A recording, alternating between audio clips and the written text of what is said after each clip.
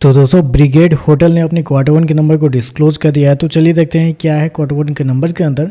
हाल ही में कंपनी का आईपीओ आपको लिस्ट होता हुआ देखने को मिला था। आई थिंक पिछले ही हफ्ते या उससे एक हफ्ते पहले कंपनी का आईपीओ आपको लिस्ट होता हुआ देखने को मिला था, और कह सकते हैं आईपीओ के बाद से कंपनी के ये पहले नंबर आपको देखने को मिले। चलिए देख लेते हैं क्या है नंबर। डाटा लाख्स में मैं आपको क्रोस में बता रहा हूँ।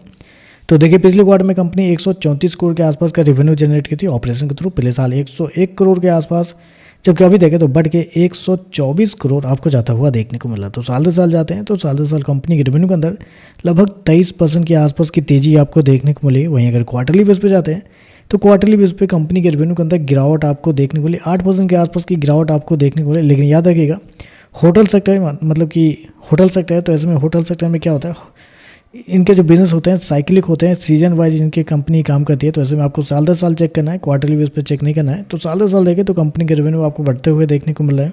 खर्चे की बात करते हैं तो देखिए पिछले क्वार्टर में 117 करोड़ खर्च किए थे, पिछले साल 97 करोड़। अभी देखें तो कंपनी खर्चे 115 करोड़ आपको जाता हुआ देखने को मिला। तो खर्चे भी देखें तो खर्चे भी ठीक है साल दर साल। चलिए कंपनी का प्रॉफिट क्या निकलता है वो देखते हैं। तो देखिए पिछले क्वार्टर में कंपनी लगभग 13 करोड़ के आसपास की प्रॉफिट में थी। पिछले साल कंपनी घाटे में थी, लगभग 6 करोड़ के आसपास का नुकसान था कंपनी को, जबकि अभी देखें तो कंपनी 7 करोड़ के प्रॉफिट में आपको जाते हुए देखने को मिलता है। तो साल दर साल आपको लगेगा कि कंपनी आपको घाटे से मुनाफे में आपको आते हुए देखने को मिले। क्वार्टरली बेस पे बड़ी गिरावट है, लेकिन बेसिकली क्वार्टरली बेस पे हमें देखना नहीं रहता है। तो साल दर साल देखें तो कंपनी घाटे से मुनाफे में आते हुए देखने को मिले। लेकिन घाटा हुआ क्यों है, ये भी आपका क्वेश्चन आना चाहिए। घाटा हुआ था क्योंकि कंपनी को टैक्स पिछले साल कंपनी ने बहुत ज़्यादा पे कर दिए थे। वही हो सकता है कि कंपनी ने लगभग 10.5 करोड़ के आसपास कंपनी ने पिछले साल टैक्स पे किए थे, जबकि इस क्वार्टर में मात्र 2.5 करोड़ के आसपास है।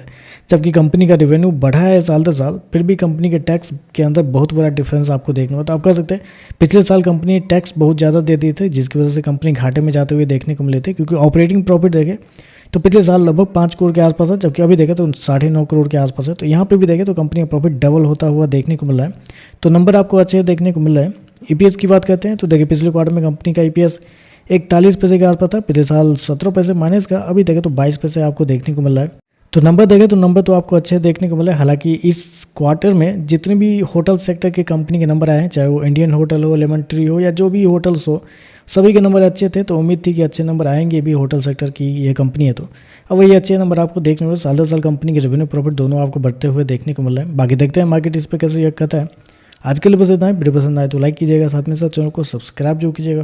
धन्यवाद।